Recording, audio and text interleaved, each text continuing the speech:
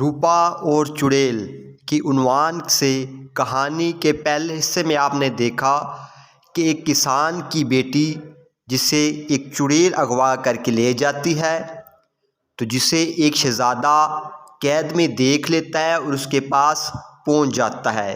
شہزادے کے روپا سے ملاقات کے بعد جو واقعات رونما ہوئے کہانی کے اس دوسرے حصے میں وہ آپ کے سامنے پیش کیے جائیں گے، اور اگر آپ نے کہانی کا پہلا حصہ نہیں دیکھا تو جلد وہ بھی پارٹ دیکھ لیں تاکہ آپ کو کہانی کی مکمل سمجھ آ جائے۔ شہزادہ روپا کے پاس پہنچا اور اس کے ساتھ دیر تک باتیں کرتا رہا۔ جب شہزادہ واپس گیا تو دوبارہ آنے کا وعدہ کر کے چلا گیا۔ اسی طرح کافی دن تک شہزادہ روپا کے پاس آتا رہا اور اس سے ملاقات کرتا اور باتیں کرتا رہتا۔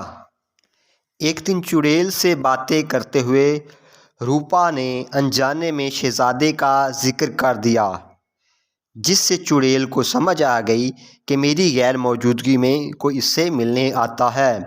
ایک دن روپا کو لے کر وہ دور کہیں پہاڑوں پر چھوڑ آئی اور سزا کے طور پر روپا کے بال بھی کاٹ دیے۔ اب چڑیل آ کر روپا کی جگہ بیٹھ گئی۔ اگلے دن جب شہزادہ ملنے کو آیا تو اس نے دوبارہ آواز لگائی، روپا اپنے بال نیچے گراؤ۔ تو چڑیل نے بال نیچے گرا دیے۔ شہزادہ جب اوپر آیا تو دیکھا کہ روپا کی جگہ وہاں تو کوئی چڑیل موجود ہے۔ اس نے شہزادے پر جادو منتر پڑھنا بھی شروع کر دیا اور اس پر حملہ بھی کیا۔ شہزادہ چڑیل کے حملے سے بچنے کے لیے باہر کی طرف بھاگا لیکن سنبھل نہ سکا اور مینار سے نیچے گر پڑا، جس کی وجہ سے اس کے سر میں ایک سخت چوٹ آئی۔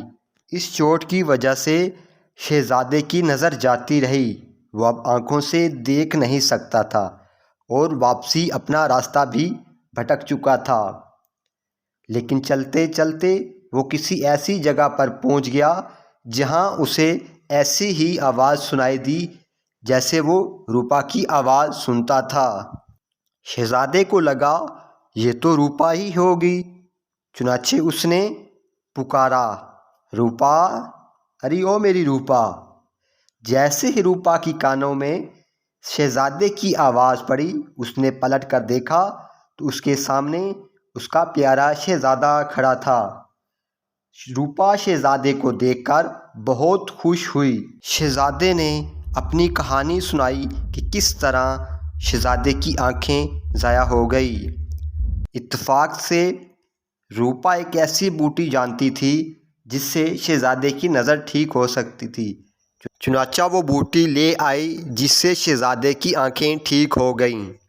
اب شہزادہ روپا کو لے کر واپس اپنے محل میں آ گیا۔ جب لوگوں نے روپا اور شہزادے کو اکٹھے دیکھا تو بہت خوش ہوئے۔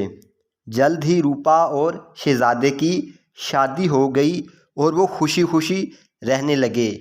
اب شہزادے نے فیصلہ کیا کہ وہ اپنا بدلہ چڑیل سے ضرور لے گا۔ جی دوستو، شہزادہ روپا سے شادی کے بعد اب چڑیل سے بدلہ لینا چاہتا تھا۔ شہزادہ کس طرح چڑیل سے بدلہ لیتا ہے، کہانی کا یہ حصہ جلد آپ کی خدمت میں لے کر حاضر ہوں گے۔ اور اگر آپ کو کہانی کا پارٹ 2 اچھا لگا تو اپنی رائے کا اظہار ضرور کریں۔